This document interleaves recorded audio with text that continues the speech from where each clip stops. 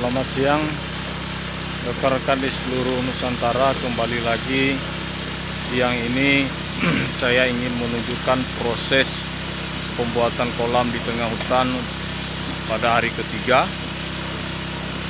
Pagi tadi saya pagi-pagi sekali merenovasi pondok supaya lebih nyaman di dalamnya untuk tempat tidur maupun tempat tinggal, karena diperkirakan saya ada di tempat ini memakan waktu berbulan-bulan.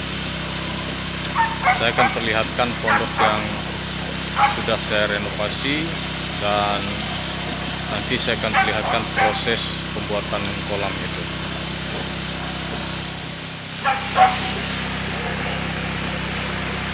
Saya pagi-pagi telah merenovasi tempat tidur. Kalau kemarin cuman ada satu tempat tidur tunggal, tempat saya, dan sekarang ini saya bangun lagi satu tempat tidur bisa memuat 3 orang seperti terlihat di sini.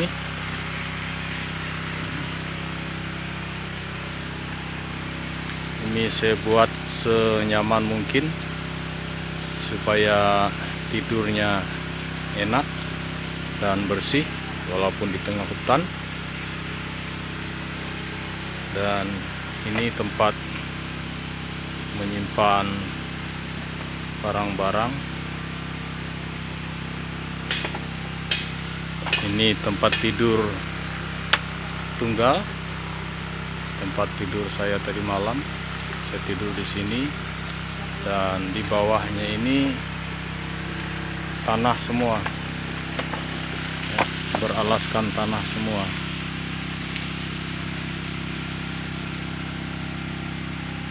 Itu sebabnya pondok ini saya selalu jaga kebersihannya supaya tidak ada binatang merayap, karena beberapa kali saya menemukan binatang merayap termasuk semut.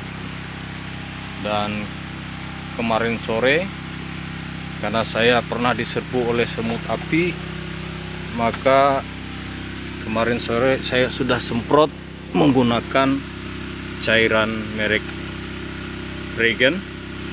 Saya semprotkan dengan alat semprot ini sekeliling pondok, dan syukur tadi malam tidak ada serangan semut api, karena menurut petunjuknya kalau menggunakan regen itu bisa sampai 5-6 bulan baru semut itu bisa kembali. Dan ini tempat masak sederhana, dapur sederhana. Inilah kebiasaan orang Dayak kalau hidup di hutan seperti ini.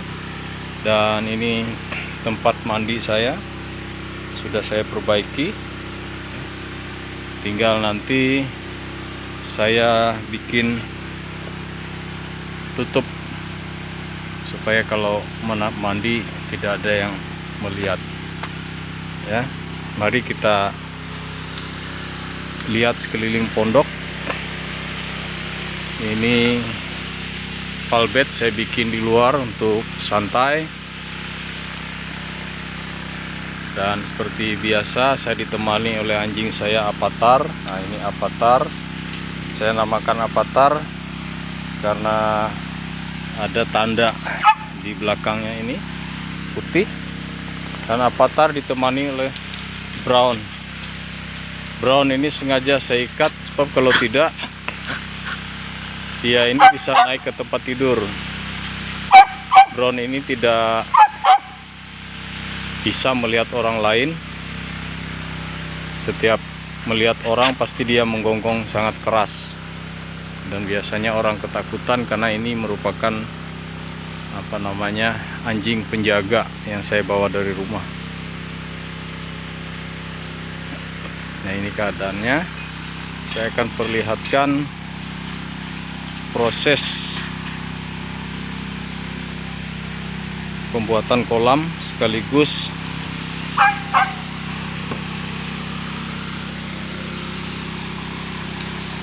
mencari atau memanfaatkan potensi emas yang terkandung. Nah, ini alat-alat yang diperlukan ya. Dan ini hasil hari pertama menurut anak-anak yang mengerjakan kolam.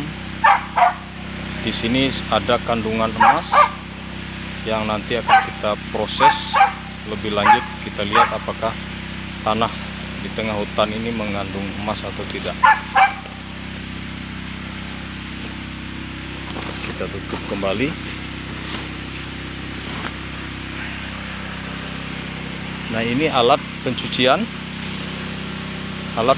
emas. Nanti prosesnya bagaimana saya akan perlihatkan. Nah, ini keponakan saya yang membantu saya membuat kolam sekaligus mencari potensi emas. Prosesnya seperti ini.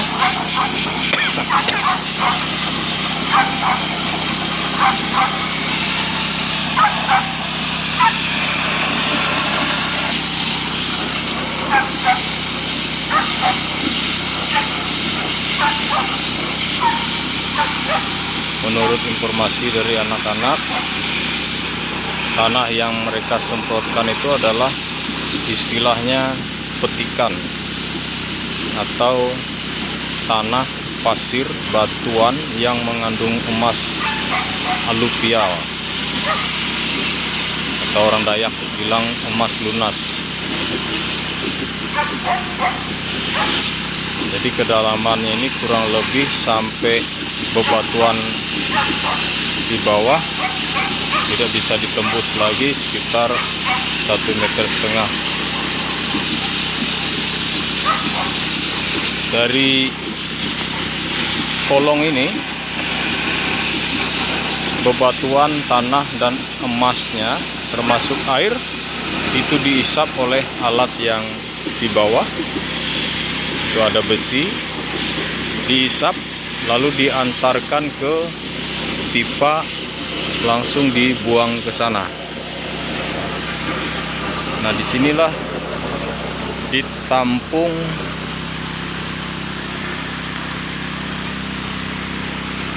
pasir yang mengandung emas.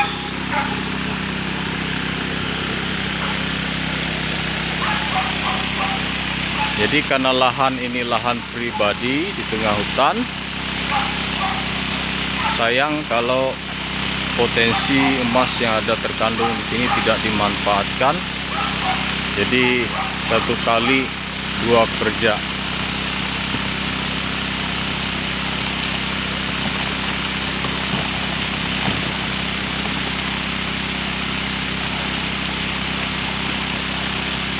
Seperti terlihat di sini.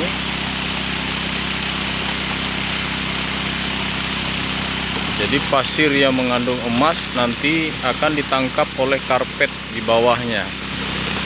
Ini karpet di bawahnya, sedangkan ini adalah tanah, pasir dan bebatuan buangan.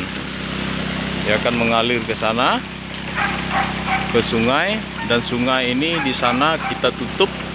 Jadi dia tidak tembus ke sungai, tapi dia masuk lagi ke dalam kolam. Di sana ada kolam yang sudah kita buat, sehingga airnya tidak mencemari sungai, karena airnya hanya berputar-putar di sini saja.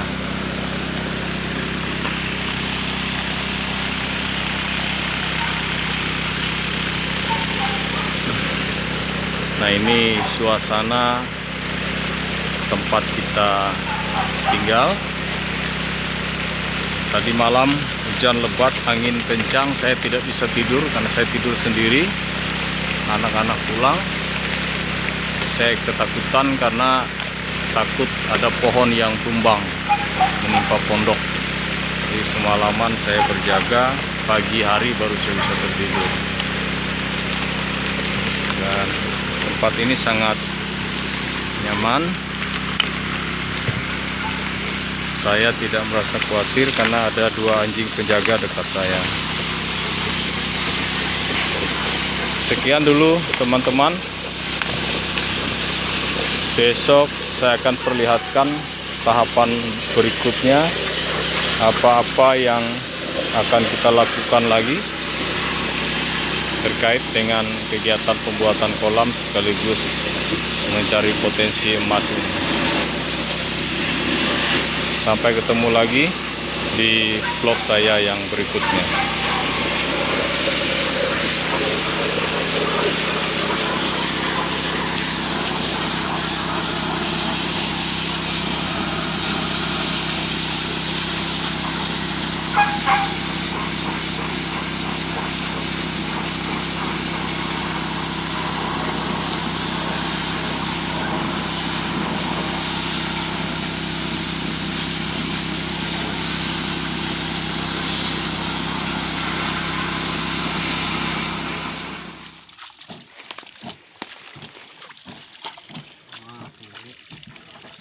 Ini proses penyaringan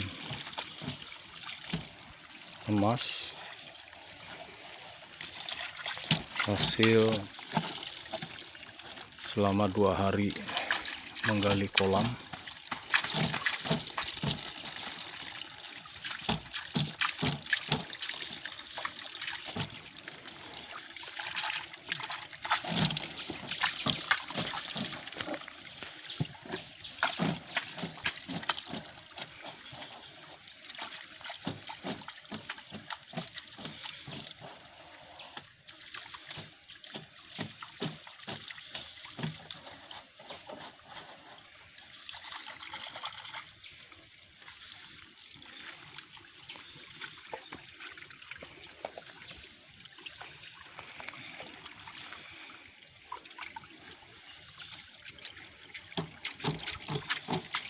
Pengerjaannya harus dilakukan dengan sangat hati-hati, dan ini hanya bisa dilakukan oleh mereka yang sudah berpengalaman.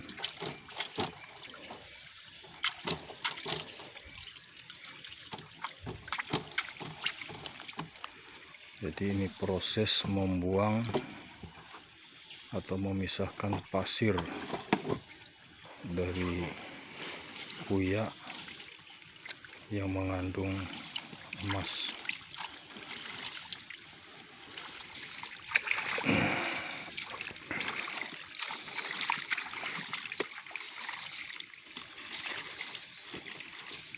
Tadi sudah kita perhatikan dan memang benar, ternyata tanah ini mengandung emas. Cuma kita tidak tahu seberapa besar potensi kandungan emas yang ada di hutan ini. Mudah-mudahan hasilnya baik. Jadi selain kita bisa memperoleh kolam ikan, kita juga bisa memperoleh emas untuk mengganti ongkos membeli minyak dan biaya hidup selama kegiatan pembuatan kolam ini.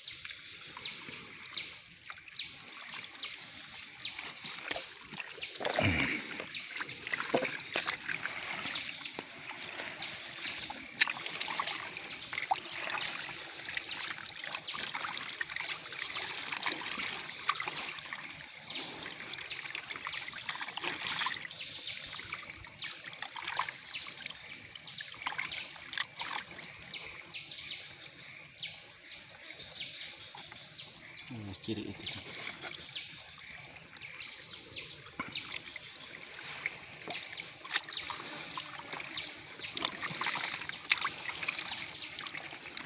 Ini batu berwarna putih. Ini kalau orang Kalimantan biasanya ini ciri-ciri tanah yang mengandung baik intan maupun emas. Ini sering dikatakan dengan kecubung air, karena intan itu juga mirip seperti ini, cuma lebih bening. Ini pertanda baik bahwa tanah yang akan kita buat kolam ini betul-betul mengandung potensi emas.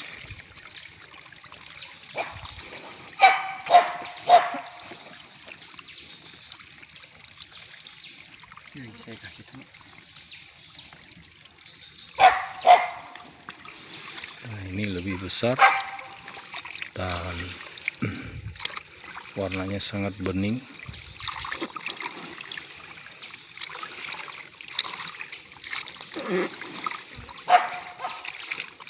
Ini ciri-ciri batu intan.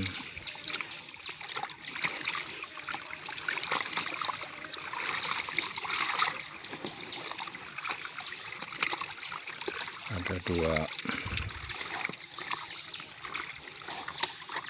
butir.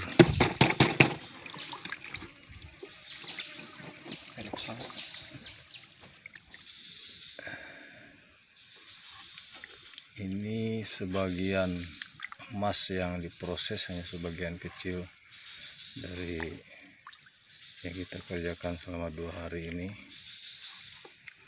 Nanti kita akan terus lihat proses-proses berikutnya, apakah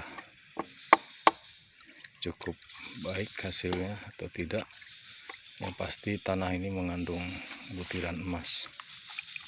Jadi selain untuk kolam, juga bisa menghasilkan emas.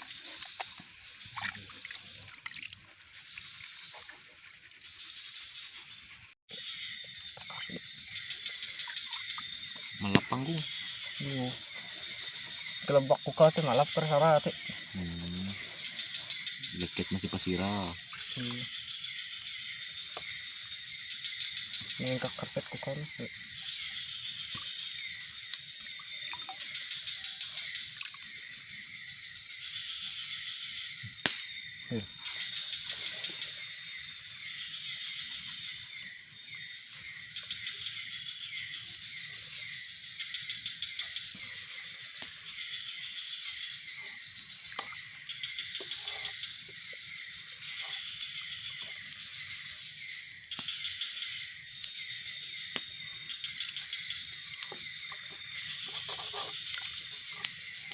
Enggak amat. Dari mana? Hah? Iya.